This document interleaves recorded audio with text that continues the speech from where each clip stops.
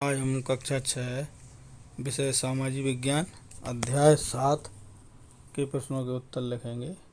देखते हैं अध्याय 7। ये देखिए अध्याय 7 भारत की सांस्कृतिक जड़ें। इस पाठ के हम प्रश्नों के उत्तर लिखेंगे।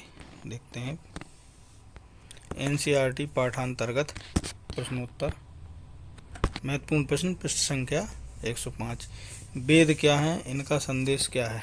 उत्तर, वेद प्राचीन भारतीय धर्म और ज्ञान के सबसे पुराने ग्रंथ हैं। ये संख्या में 4 हैं। Number 1 Rigveda, number 2 Yajurveda, number 3 Samaveda, number 4 Atharvaveda.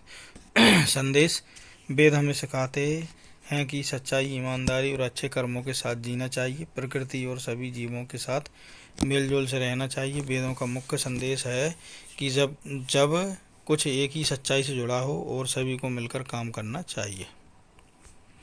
प्रश्न नंबर 2 है, प्रथम सहस्त्राब्दी सासापू में भारत में कौन कौन से नए दर्शन मत उभरे, इनके मूल सिद्धांत क्या हैं? उत्तर है, प्रथम सहस्त्राब्दी सासापू में भारत में कई नए दर्शन और मत उभरे, जिनमें मुख्य रूप से बौद्ध धर्म और जैन धर्म शामिल है। इन मतों ने वैदिक परंपराओं को चुनौती दी और सरल व व्यवहारिक मार्ग प्रदान किए। बौद्ध धर्म। नंबर 1 बौद्ध धर्म के प्रवर्तक महात्मा बुद्ध थे। सिद्धांत, 4 आर्य सत्य हैं। नंबर 1 दुख, नंबर 2 दुख का कारण, नंबर 3 दुख का निवारण और चौथा है अष्टांगिक मार्ग, अहिंसा और करुणा का पालन तथा मुक्ति को जीवन का लक्ष्य बनाना। दूसरा जैन धर्म के प्रवर्तक महावीर स्वामी थे। सिद्धांत, अहिंसा, अपरिग्रह, अनेकांत, सत्य के कई पहलुओं को स्वीकार करना, आत्मा की शुद्धि और मानव का अंतिम लक्ष्य मोक्ष की प्राप्ति है। प्रश्न नंबर 3 है, लोक और जनजातीय परंपराओं का भारतीय संस्कृति में क्या योगदान रहा है? उत्तर है, लोक और जनजातीय परंपराओं ने भारतीय संस्कृति को समृद्ध और विविध बनाया है। ये भारत के ग्रामीण और आदिवासी क्षेत्रों में विकसित हुई। इनमें जीवन के हर पहलू को दर्शाने वाली प्रथाएं, रीति रिवाज और कलाएं शामिल हैं। नंबर 1 लोकगीत और जनजातीय नृत्य जैसे गरबा, भांगड़ा, संथाली नृत्य इत्यादि भारतीय कला का अभिन्न हिस्सा है। नंबर 2 लोक कथाएं, गाथाएं और कहावतें भारतीय समाज के नैतिक और सामाजिक मूल्यों को सहेजती हैं। तीसरा, जनजातीय परंपराओं ने प्रकृति के प्रति उदार आदर और संरक्षण का संदेश दिया। चौथा है, विभिन्न त्योहारों, होली, दिवाली में लोक परंपराओं का बड़ा योगदान है। इन परंपराओं ने भारतीय समाज को सांस्कृतिक, नैतिक और सामाजिक रूप से समृद्ध किया। आइए पता लगाएं। प्रश्न संख्या 109। प्रश्न, क्या आप जानते हैं कि उस समय को क्या कहते हैं जहां लोग अपने नेता का चयन करते हैं?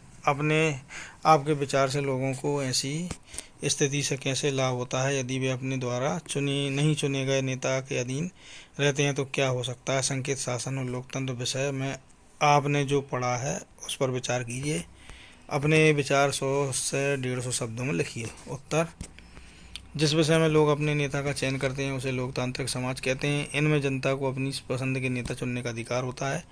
लोकतांत्रिक समाज के लाभ, नंबर 1 प्रत्येक व्यक्ति को समान अधिकार मिलता है। नंबर 2 जनता की आवाज़ सुनी जाती है। नंबर 3 चुने हुए नेता जनता की ज़रूरतों को समझकर उनके लिए बेहतर फैसले लेते हैं। चौथा है, समाज में न्याय और समानता बनी रहती है यदि नेता जनता द्वारा न चुना जाए तो। नंबर 1 जनता की समस्याओं पर ध्यान नहीं दिया जाएगा। नंबर 2 जनता के अधिकारों का शोषण किया जाएगा। नंबर 3 ऐसे नेता अपनी मर्जी से फैसले ले सकते हैं जो जनता के हित में नहीं होते। निष्कर्ष, लोकतंत्र में लोगों को अपने अधिकारों और कर्तव्यों का एहसास होता है। इससे समाज में विकास और शांति बनी रहती है। आइए विचार करें। प्रश्न संख्या 110। प्रश्न, क्या आपने इस महत्वपूर्ण संदेश को प्रदान करने वाली कोई अन्य कहानी सुनी या पढ़ी? उनसे आपको किन मूल्यों की शिक्षा मिली?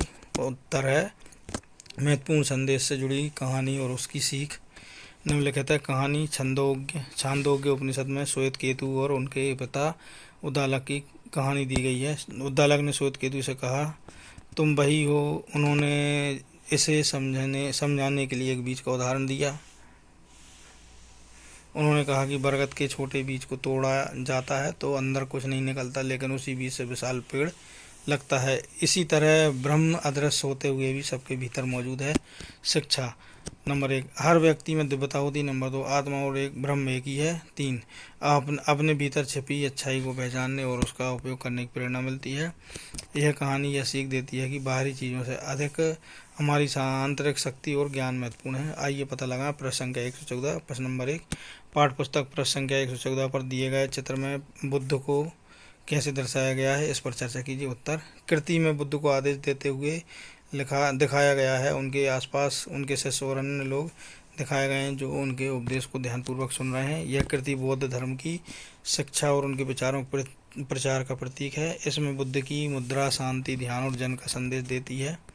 प्रश्न नंबर 2, क्या आप भारत के कुछ राज्यों या कुछ अन्य देशों के नाम बता सकते हैं जहां आज भी बौद्ध मत एक प्रमुख मत है? इन स्थानों को विश्व के मानचित्र पर अंकित करने का प्रयास कीजिए। उत्तर, भारत और अन्य देशों में बौद्ध मत के स्थान। नंबर 1, भारत के राज्य उत्तर प्रदेश, बिहार, महाराष्ट्र। नंबर 2, अन्य देश श्रीलंका, थाईलैंड, जापान, चीन, म्यांमार और भूटान। नोट, विद्यार्थी उक्त स्थानों को शिक्षक की सहायता से स्वयं विश्व के मानचित्र पर दर्शाने का प्रयास करें। आइए पता लगाएं। प्रश्न संख्या 117, पाठ्य पुस्तक प्रश्न संख्या 117 पर दिए गए भित्ति चित्र नई दिल्ली के एक जैन मंदिर से का अवलोकन कीजिए। इसमें क्या विशेष दिखाई दे रहा है, इसमें क्या संदेश निहित है? उत्तर, उक्त भित्ति चित्र नई दिल्ली के एक जैन मंदिर से जैन धर्म के एक मंदिर की कला का चित्रण है। इसमें विभिन्न प्रकार के जानवरों को एक साथ शांति और सामंजस्य में दिखाया गया है, जो कि यह जैन धर्म के अहिंसा के प्रति सिद्धांत का प्रतीक है, जो यह दिखाता है कि सभी जीवों के प्रति दया और करुणा का भाव रखना चाहिए। चित्र की विशेषता, शेर, गाय, हाथी और अन्य जानवर एक साथ पानी पीते दिख रहे हैं। एक शेरनी का बच्चा गाय का दूध पीते हुए और गाय का बछड़ा शेरनी का दूध पीते हुए दिखाया गया है, जो कि यह दर्शाता है कि हिंसा और दुश्मनी को छोड़कर सभी जीव एकता और प्रेम के साथ रह सकते हैं। संदेश, इसमें अहिंसा, शांति और सह अस्तित्व का संदेश निहित है। विविधताएं होने के बावजूद हम एक साथ मिलजुल कर रह सकते हैं। एनसीईआरटी पाठ्य पुस्तक अभ्यास प्रश्न है क्रियाकलाप और परियोजना। नंबर 1, यदि आप नचिकेता होते तो आप यम से कौन से प्रश्न पूछते, उन्हें 100 से 150 शब्दों में लिखिए। उत्तर, यदि मैं नचिकेता होता तो यमराज से ऐसे प्रश्न पूछता जो जीवन और मृत्यु के रहस्यों को समझने में मदद करें। मेरे प्रश्न इस प्रकार होती। नंबर 1, मृत्यु के बाद आत्मा का क्या होता है, यह जानने की उत्सुकता रहती। नंबर 2, जीवन का मुख्य लक्ष्य क्या है।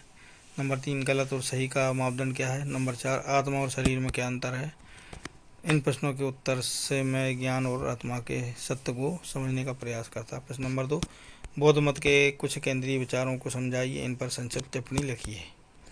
बौद्ध मत के केंद्रीय विचार। बौद्ध धर्म के प्रवर्तक गौतम बुद्ध हैं। बुद्ध द्वारा बताए गए 4 आर्य सत्य और अष्टांगिक मार्ग बौद्ध मत के केंद्रीय विचार हैं। ये विचार जीवन के दुखों को समाप्त करने और आत्मज्ञान प्राप्त करने की ओर मार्गदर्शन करते हैं। 4 आर्य समाज, 4 आर्य सत्य। दुख, जीवन में दुख अपरिहार्य है, अपरिहार है। नंबर 2, दुख का कारण इच्छा है। नंबर 3, दुख का निवारण, इच्छा का अंत करने से दुख समाप्त होता है। नंबर 4, दुख निवारण का मार्ग, अष्टांग मार्ग का पालन करना। नंबर 2, अष्टांग मार्ग, यह 8 मार्गों का एक समूह है जो नैतिकता, ध्यान और ज्ञान पर आधारित है। इसमें सम्यक दृष्टि, सम्यक संकल्प, सम्यक वाणी, सम्यक कर्म, सम्यक आजीविका, सम्यक प्रयास, सम्यक स्मृति और सम्यक समाधि शामिल है। बौद्ध धर्म एक सरल और व्यवहारिक जीवन दर्शन है जो आत्मज्ञान, करुणा और अहिंसा को प्राथमिकता देता है। यह मानव जीवन के दुखों को समाप्त करने और शांति व संतुलन प्राप्त करने के मार्ग को सुझाता है। प्रश्न नंबर 3, बुद्ध के ऐसे उदाहरण पर कक्षा में चर्चा कीजिए जो इस प्रकार है। जल से व्यक्ति शुद्ध नहीं हो सकता, जबकि लोग यहाँ पवित्र नदी में स्नान करते हैं ताकि यह सुनिश्चित किया जा सके कि सबको इसका अर्थ समझ में आ गया है। उत्तर है, बुद्ध के इस कथन का अर्थ है कि बाहर स्नान या जल में डुबकी लगाने से व्यक्ति की आत्मा या मन की अशुद्धियाँ दूर नहीं होती। शुद्धता केवल बाहरी नहीं बल्कि आंतरिक होती है। इसका अर्थ है सत्य, अहिंसा, करुणा और सदाचार का पालन करने से ही व्यक्ति वास्तव में शुद्ध हो सकता है। आत्मा शुद्धि के लिए अच्छे विचार और कर्म की असली मार्ग है, ना कि केवल बाहरी कर्म। प्रश्न नंबर 4, जैन मत के कुछ मुख्य विचारों को समझाइए, इन पर संक्षिप्त टिप्पणी लिखिए। जैन मत के मुख्य विचार नंबर हैं। जैन धर्म अहिंसा, आत्मशक्ति और तपस्या पर आधारित। इसके मुख्य विचार निम्नलिखित हैं। नंबर 1, अहिंसा। जैन धर्म का सबसे महत्वपूर्ण सिद्धांत अहिंसा है। इसमें प्रत्येक जीव के प्रति दया और करुणा का भाव रखना सिखाया गया है। नंबर 2, अनेकांतवाद। सत्य को विभिन्न दृष्टिकोण से देखा जा सकता है, सभी विचारों को सम्मान करना चाहिए। नंबर 3, अपरिग्रह। सांसारिक वस्तुओं और इच्छाओं का त्याग करना आत्मा की शुद्धि के लिए आवश्यक है। नंबर 4, मोक्ष प्राप्ति का मार्ग। मोक्ष प्राप्त करने के लिए सही विश्वास, सही ज्ञान, सही उच्चारण, सही आचरण, त्रिरत्न का पालन आवश्यक है। जैन धर्म आत्म अनुशासन, नैतिकता और सह अस्तित्व का पाठ पढ़ाता है। प्रश्न नंबर 5, कक्षा में आंद्रे बेते के कथन पर विचार विमर्श कीजिए। उत्तर, आंद्रे बेते ने भारतीय समाज और जाति व्यवस्था पर गहराई से अध्ययन किया। उन्होंने भारत के ग्रामीण समाज और जातिगत संरचना को समझने में महत्वपूर्ण योगदान दिया। आंद्रे बेते के कथन का मुख्य संदेश है कि भारतीय उपमहाद्वीप में जातियों और जनजातियां एक दूसरे की धार्मिक अवस्थाओं को और प्रथाओं को प्रभावित करती रही हैं। हिंदू धर्म ने जनजातीय धर्मों से प्रभावित होकर विकास किया और इससे के विकास में जनजातीय आस्थाओं का योगदान रहा है। यह दर्शाता है कि भारतीय धर्म विविधता और सह अस्तित्वता पर आधारित है, जहाँ विभिन्न धार्मिक विश्वास एक दूसरे से प्रभावित होते हैं। प्रश्न नंबर 6, अपने स्थानीय क्षेत्र में लोकप्रिय देवी देवताओं तथा उनसे जुड़े त्योहारों की एक सूची बनाइए। उत्तर, मध्य भारत स्थानीय क्षेत्र में लोकप्रिय देवी देवताओं और उनसे जुड़े त्योहारों की सूची निम्नलिखित है। देखिए, नंबर 1, पितृ देवता। मध्य प्रदेश छत्तीसगढ़ से पितृ पक्ष है। यह त्यौहार पितरों की पूजा करने के लिए मनाया जाता है, जहाँ लोग अपने पूर्वजों की आत्मा शांति के लिए पूजा करते हैं। नंबर 2, दंतेश्वरी माता। दंतेश्वरी मेला छत्तीसगढ़। दंतेश्वरी माता, ये देखिए दंतेश्वरी माता छत्तीसगढ़। दंतेश्वरी मेला, दंतेश्वरी माता का मेला छत्तीसगढ़ में मनाया जाता है। यह पूजा व्रत और मेला आमतौर पर साल भर चलता है। तीसरा है माँ नर्मदा, मध्य प्रदेश। नर्मदा जयंती, यह त्यौहार नर्मदा की पूजा के रूप में मनाया जाता है। लोग इस दिन नदी में स्नान करने और पूजा करने के लिए एकत्रित होते हैं। नंबर 4, महाकालेश्वर उज्जैन। महाशिवरात्रि, महाकालेश्वर मंदिर में शिवरात्रि के दिन विशेष पूजा अर्चना होती है। नंबर 5, बुद्ध सांची, बुद्ध पूर्णिमा। यह त्यौहार भगवान बुद्ध की जयंती के रूप में मनाया जाता है। नंबर 7, प्रश्न नंबर 7, कक्षा की गतिविधि के रूप में अपने क्षेत्र या राज्य के 2 या 3 जनजातीय समूह की सूची बनाइए। इनमें से कुछ की परंपरा और विश्वास प्रणालियों के बारे में लिखिए। उत्तर, मध्य भारत विशेषकर छत्तीसगढ़ के प्रमुख है जनजातीय समूह की सूची, उनकी परंपरा और विश्वास प्रणाली के बारे में जानकारी है। ये देखिए, सरल क्रमांक 1, जनजाति। गौड़ जनजाति। परंपरा, गौड़ जनजाति मध्य भारत की प्रमुख जनजाति है। इनकी मुख्य आजीविका कृषि पर निर्भर होती है। ये वन्य जीव और प्राकृतिक प्रलय से जुड़े अनेक धार्मिक अनुष्ठान करते हैं। विश्वास प्रणाली, गौड़ जनजाति अपने देवी देवताओं की पूजा करती है, जिनमें प्रमुख बिरसा मुंडा और माँ मटकी है। इनकी आस्था प्रकृति, वन्य जीवों और जलाशयों से जुड़ी है। दूसरा, बैगा जनजाति। बैगा जनजाति अपने पारंपरिक जंगलों के साथ जीवन बिताने वाली एक जनजाति है। ये लोग कृषि, शिकार और औषधीय पौधों की पहचान में निपुण होते हैं। घोड़ा और सांप जैसे जीवों की पूजा करते हैं। बैगा जनजाति का मानना है कि जंगल में रहने वाले कई देवता उनकी रक्षा करते हैं। वे शिकार और प्राकृतिक संसाधनों को देवी देवताओं का आशीर्वाद मानते हैं। नंबर 3, उरांव जनजाति। उरांव जनजाति की अपनी कृषि और सामाजिक संरचना है। उरांव लोग अपने धार्मिक अनुष्ठानों में संगीत और नृत्य का महत्वपूर्ण स्थान मानते हैं। सुआ नृत्य उनका मुख्य नृत्य है। उरांव लोग मुख्य रूप से महादेव और माँ काली की पूजा करते हैं। इनकी धार्मिक मान्यताएं प्रकृति और वन जीवों से गहरी जुड़ी हुई हैं।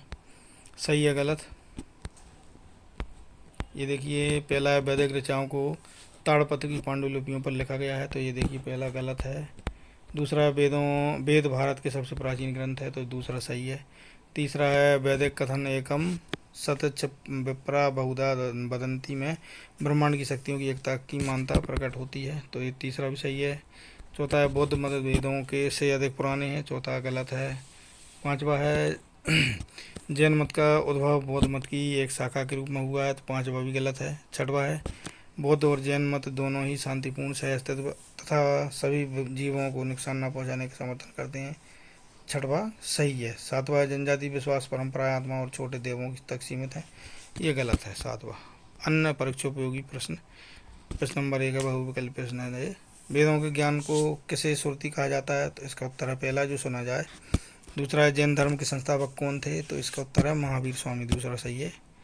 बौद्ध धर्म में निर्वाण का क्या अर्थ है, तो इसका चौथा सही है, दुख का अंत और मोक्ष की प्राप्ति।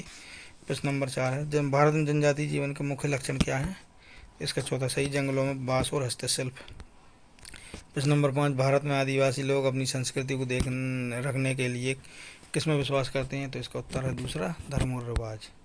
रिक्त स्थानों की पूर्ति कीजिए। पहला है ऋग्वेद, वेदों का सबसे पुराना वेद है, ऋग्वेद लिख लें इसमें। दूसरा है बौद्ध धर्म में दुख और इसके कारणों को 4 आर्य सत्य में वर्णित किया गया है, पहला सत्य दुख है। तीसरा, भारत में कृषि और पशुपालन जनजातीय लोगों की का मुख्य व्यवसाय। चौथा है जैन शब्द जिन से आया है जिसका अर्थ है विजेता। 5वां है भारत के संविधान में अंग्रेजी में इनके लिए ट्राइबल कम्युनिटी और हिंदी में जनजाति शब्द का उपयोग किया गया है। अन्य प्रश्न, उपनिषद क्या है? उपनिषद भारतीय दर्शन और आध्यात्मिक क्रांति चिंतन के प्राचीन ग्रंथ हैं जो वेदों का अंतिम भाग है, वेदांत माने जाते हैं। ये मुख्य ग्रंथ है, मुक्ता आत्मा ब्रह्म और मोक्ष के रहस्यों पर प्रकाश डालते हैं। उपनिषदों का उद्देश्य ज्ञान और आध्यात्म सत्य को समझना है।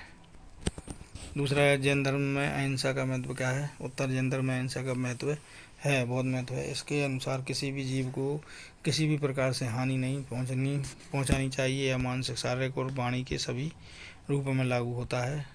तीसरा प्रश्न है बौद्ध धर्म और जैन धर्म के सिद्धांतों में समानताओं और भिन्नताओं पर चर्चा करें। उत्तर, बौद्ध धर्म और जैन धर्म दोनों ने जीवन में अहिंसा, संयम और ध्यान का पालन करने की आवश्यकता पर जोर दिया है। दोनों धर्मों में एक कर्म और पुनर्जन्म के सिद्धांत भी समान है, लेकिन बौद्ध धर्म में आत्मा का अस्तित्व नहीं माना गया है, जबकि जैन धर्म में आत्मा को सर्वोत्तम माना जाता है। बौद्ध धर्म में निर्वाण का लक्ष्य है, जबकि जैन धर्म में मोक्ष की प्राप्ति का उद्देश्य। चौथा है जातक कथाएं क्या हैं और इनका क्या महत्व है? उत्तर, जातक कथाएं बौद्ध साहित्य का एक महत्वपूर्ण भाग है। ये कहानियाँ गौतम बुद्ध के पूर्व जन्मों की कथाएं हैं, जिनमें वे कभी राजा, जानवर या साधु के रूप में जन्म लेते हैं। इन कथाओं में नैतिकता, करुणा, दया, त्याग और धर्म के गुणों को समझाया गया है। जातक कथाएं बौद्ध धर्म के लोक व्यापारीकरण का एक सशक्त माध्यम थी और आज भी नैतिक शिक्षा के लिए प्रासंगिक है। 5वां जनजाति क्या है, उसका मैं तो बताइए। उत्तर, जनजाति समाज का वह समूह है जो अपनी विशिष्ट संस्कृति, भाषा, रीति रिवाज और जीवन शैली की एक साथ अलग पहचान बनाए रखता है। जनजातियां आमतौर पर जंगलों, पहाड़ों और अन्य प्राकृतिक क्षेत्रों में निवास करती हैं और अपने पारंपरिक तरीकों से जीवन यापन करती हैं। महत्व, जनजातियां हमारी प्राचीन संस्कृति और परंपराओं को जीवित रखने में मदद करती है। ये प्राकृतिक संसाधनों के संरक्षण और पर्यावरण संतुलन में भी योगदान देती हैं। प्रश्न नंबर 6, लोक जनजातियों और हिंदू विश्वासों में कौन कौन सी समानताएं थीं? लोक जनजातियों और हिंदू विश्वासों में समान प्रकार की संकल्पनाएं इसलिए थीं क्योंकि इनकी परंपराओं का आधार प्रकृति, आस्था और सामाजिक धार्मिक मान्यताएं थीं। ये समानताएं निम्नलिखित हैं। नंबर 1, प्रकृति पूजा। तीनों परंपराओं में प्राकृतिक तत्वों जैसे कि पर्वतों, नदियों, पेड़ पौधों, जंतुओं तथा कुछ पत्थरों को पवित्र माना गया है। यह प्रकृति को दिव्य मानती थी। दूसरा है आध्यात्मिक शक्ति में विश्वास। तीनों समुदाय अदृश्य शक्तियों, आत्माओं और देवताओं में विश्वास करते हैं, जिन्हें वे अपने जीवन और प्रकृति के संतुलन में महत्वपूर्ण मानते हैं। तीसरा है त्यौहार और अनुष्ठान। फसल, मौसम परिवर्तन और अन्य प्राकृतिक घटनाओं से जुड़े त्यौहार और अनुष्ठान तीनों परंपराओं का हिस्सा थे। चौथा है सामूहिकता और सामाजिक एकता। तीनों परंपराएं सामूहिक एकता और एकता पर जोर देती थीं। धार्मिक रीति रिवाजों के माध्यम से समाज को संगठित रखा जाता था। प्रश्न नंबर 5वां है पुनर्जन्म और कर्म का सिद्धांत। कर्म और पुनर्जन्म में विश्वास लोक जनजातियों और हिंदू धर्म के विचारों में समानता दिखाता है। इन सभी समानताओं के कारण तीनों ही परंपराएं प्राचीन भारतीय सभ्यता के विकास की प्रक्रिया में एक दूसरे से प्रभावित हुई। इसी प्रश्न के संपन्न होने के साथ हमारा अध्याय 7 यहाँ पर संपन्न होता है। यदि आपको हमारा ये वीडियो अच्छा लगा तो वीडियो को लाइक करें और कमेंट सेक्शन में जाके आप अपने महत्वपूर्ण सुझाव हमें ज़रूर भेजें। इसी प्रकार के और अधिक वीडियो यदि आप देखते रहना चाहते हैं तो हमारे चैनल को सब्सक्राइब जरूर करें। धन्यवाद।